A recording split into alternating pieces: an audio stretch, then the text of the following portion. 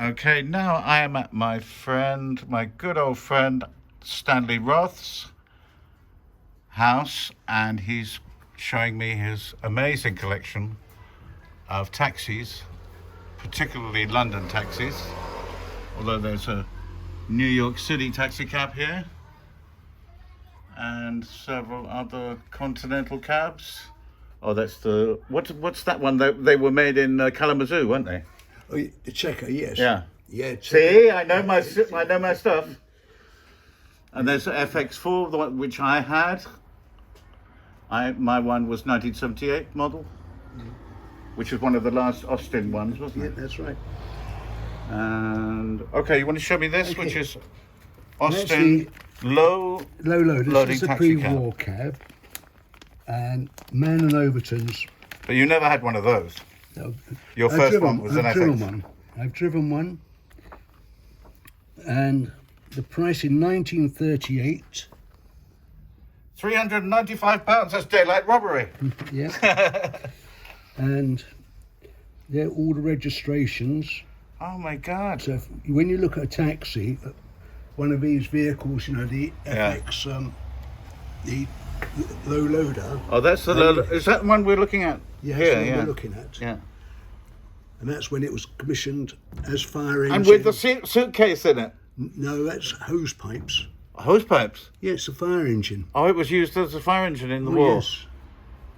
Yeah. And it's got Oxford on it. Why's it called Oxford? Oh no, it's the make and the model, Oh, I the see. manufacturer.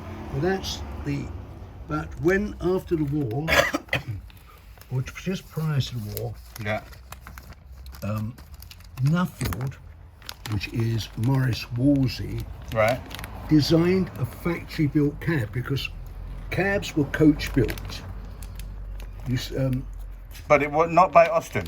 No, they weren't never made by Austin at all. All Austin only provided the chassis and the chassis engine. And the engine. See here, you've got a Vincent body, a Jones body, Oh, those are all pre-war models, aren't they? yeah, and a Strachan body, all Yeah. on the same chassis. Yeah.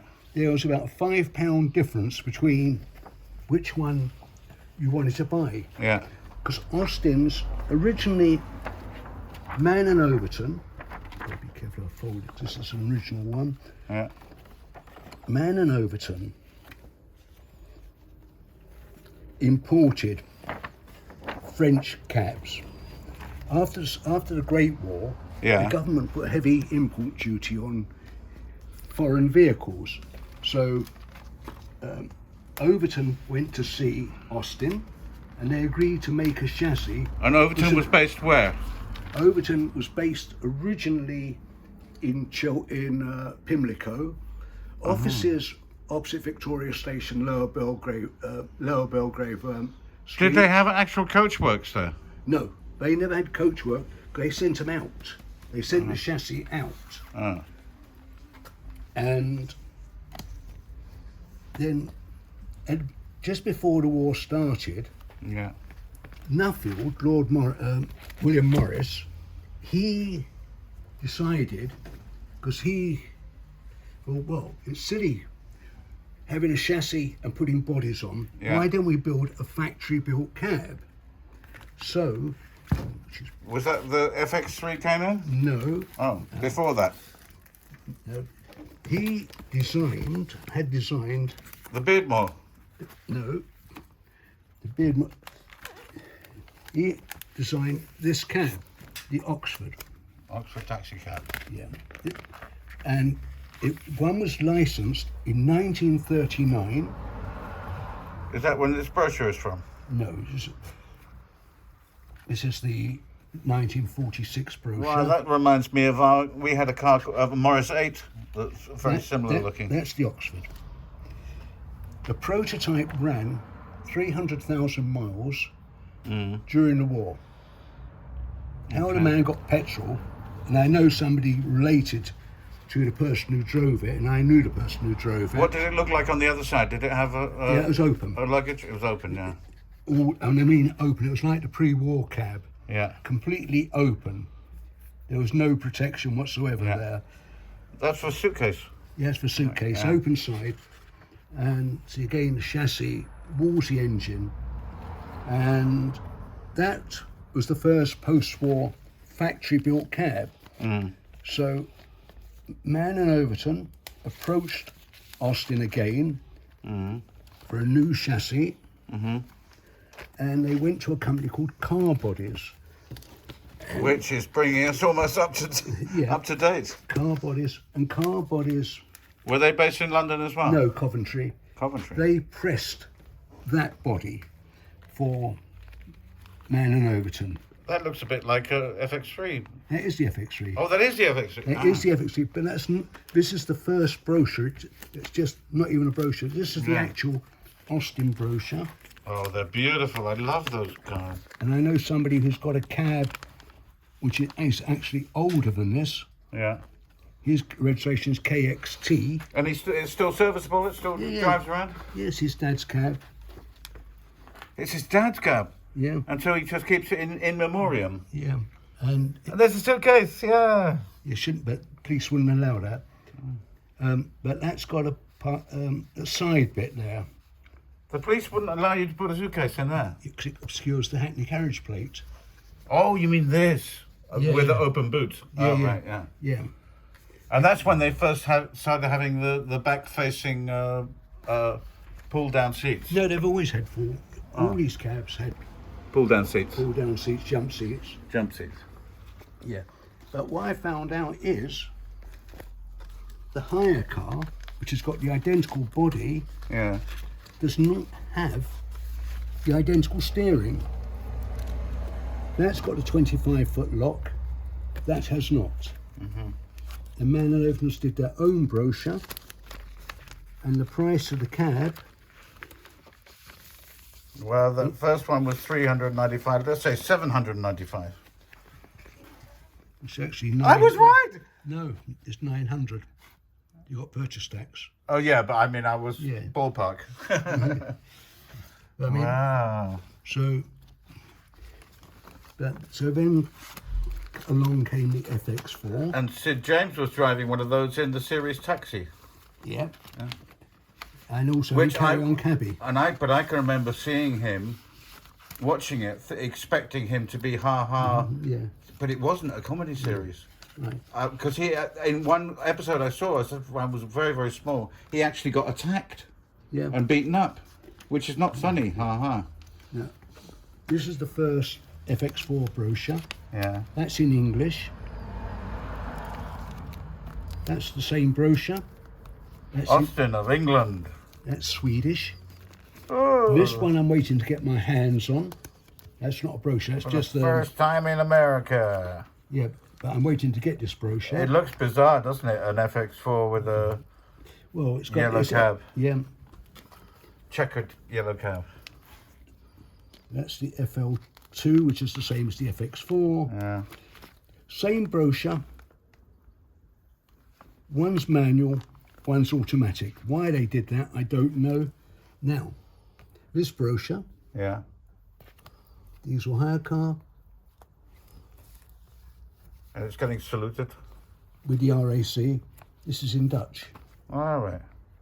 But they never used them in Holland, did they? No, it didn't sell, but there's the person who was supposed to be the agent. Afdeling Automobielen, which means department. Afdeling. Helman plane. Doesn't say where it is. Doesn't say where it is? Doesn't say town, no. Stockfish. I thought it did. Oh, it doesn't. Just says the street. Street and house number and telephone number, but no actual town. Isn't Helman a town? Well, it could be. Yeah, I think I've got to check. Or maybe. Oh no, just I thought that was I'll just. find out from someone. The Scuttle, because these are sold. The FX3. Yeah. And it was sold as chassis to make into vans. Yeah. So there's all the FX. I've seen them on the Facebook groups. But those I think were made by people custom. What's that? Arabic. Ah. That's the Rover. That's that brochure. All they've done is flip the picture. Was that with the Rover engine? Yeah. I actually bought one of those to England, do you remember? Yeah. I bought it to a taxi driver in Hillingdon who wanted to do it up. Right. Do you remember? Yeah, I don't remember, know. yeah, you know, I don't remember his name, but Now, he said that they were very rare, the ones with the Rover engines. So. especially the petrols, Yeah. that is the Cypriot High Commission vehicle, and they've still got a cab today. Not this one. But a modern one. They've got the electric one, the TXE. All right. Oh, just a minute. I want to have a quick look. Where's this taximeter from? That's Israel. Israel. They had to go. That's the same meter which had been fitted to the London cab. That's the first electric meter, the Cavalier, except it's marked Howder, but it's actually a Cavalier. And this is one very familiar to me. This is a London cab. Well, it was all over Europe. Same. That's an Argo, which is But a German. Did you have that in your taxi? That one? No, I had. Oh, what about this one? I started with those, the Argo, Yeah. and then I went across to this one, Yeah. the Howder, which I bought, which I sold in Holland. Then from that it went to, I had this electric meter, the Cavalier. My eyes keep on going back to this because this is so beautiful. It's like That's another Howder. This one's Because actually still on the bracket. the blue and that everything. could go on a cab. But I'm not selling any.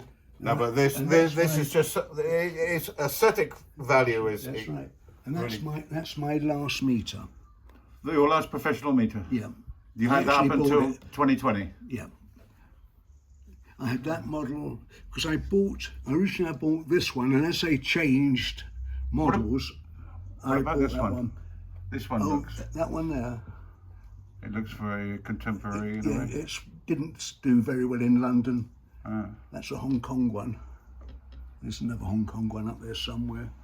Pounds, Some, pence, I've just acquired them as I go along. But tariff, extra, pounds, pence. one of the most weird ones, I've got one of the most weird brochures. A Cabbie's Guide to London Yeah, my claim to fame. in the New York Times. Yeah, half page. Wow, not bad. That's probably still in the archives, isn't it? Yep. And also up on the right hand side, my invite to the 150th anniversary of the Public Carriage Office, Ah. because I exhibited my cab there. What year was that?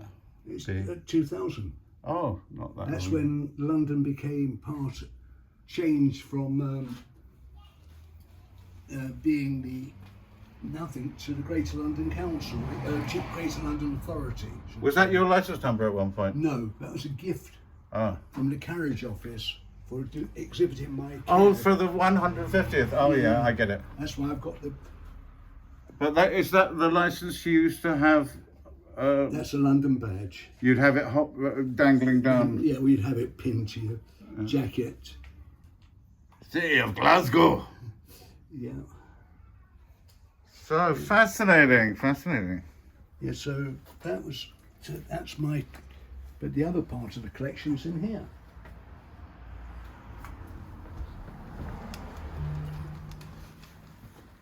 That's how it all started. That looks like a Peugeot It is. and a Volkswagen Beetle. They had them in up until recently, I believe, in Mexico. Yep. Because they made the Beetle Yeah, they had, original until about 2005, I think. they used them as taxis. And Brazil as well. Brazil, yeah. 2CV taxi, I've never seen that before. There's actually a photograph of that vehicle. Yeah. Yeah. Okay. And there's another yellow cab. And that's more contemporary American cab, 90s model, I would say. There's German ones at the top. And there's the Kalamazoo one again. Checker. Oh, that's a beauty. The Citroen sit up and beg one. Oh yes. I'm using that as a term of convenience because, of course, sit up and beg was denoted the Ford 100E, wasn't it? Yeah, I'm just trying. Somebody's just can't see something. I'm puzzled where I'm missing. There's an FX4. And you've got the hansom cab, the Vauxhall. That was an actual cab, that little model there. Next to the Vauxhall. You mean the tiny one? Yeah, tiny one, with the driver sitting at the back. Oh yeah, I see it, yeah. Was it a Matchbox toy? No, it wasn't actually. And those are two FX, that's an FX3. There's the FX3. They've all been renovated. Your first taxi? Yeah, it was the first one I had actually bought. And also I have, among the few people who can actually show. There's the first set of laws dating from 1654. Number of Hackney carriages in London from June 1854. Of course, they were all 1654, not 18. So they were all horse-drawn. Yeah, but the point is, you had to have. Where are we? It was limited to 200. Yeah. But you had to have 300 carriages. In London. Yeah, 200 licensed, but you had to have 100 at 50% more. And were you allowed to say to the driver, "Don't spare the horses"? And that's a copy of the 1694 Act, Yeah. where numbers increase from 200 to 700. In here is the 1710 Act. Anno Domini. Yeah, 1710 Act. Oh my God. This is the 1717.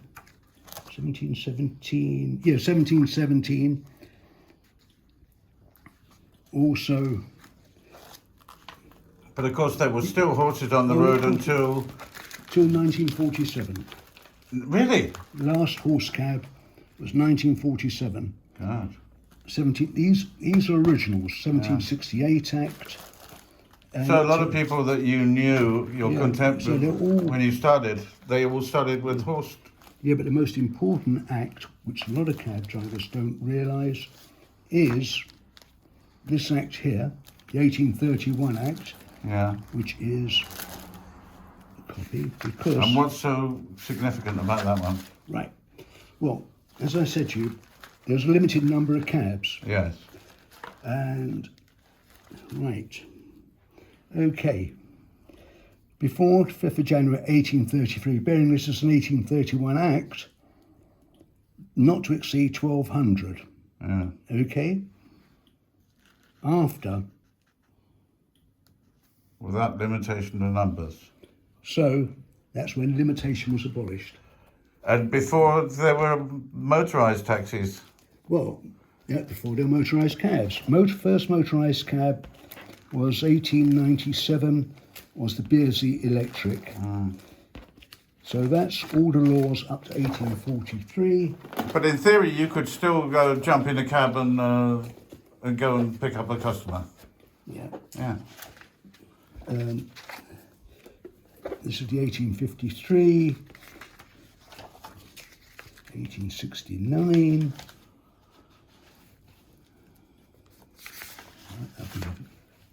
Actually, I know which one this is. This is the 1934. Not an act, it's an order. Right. The first act actually to use the word cab Yeah. was 1896. Right. London Cab Act. And then the London. It's interesting how that came to be because cab is, of course, an abbreviation of cabin. No, No? cabriolet. Ah. A French.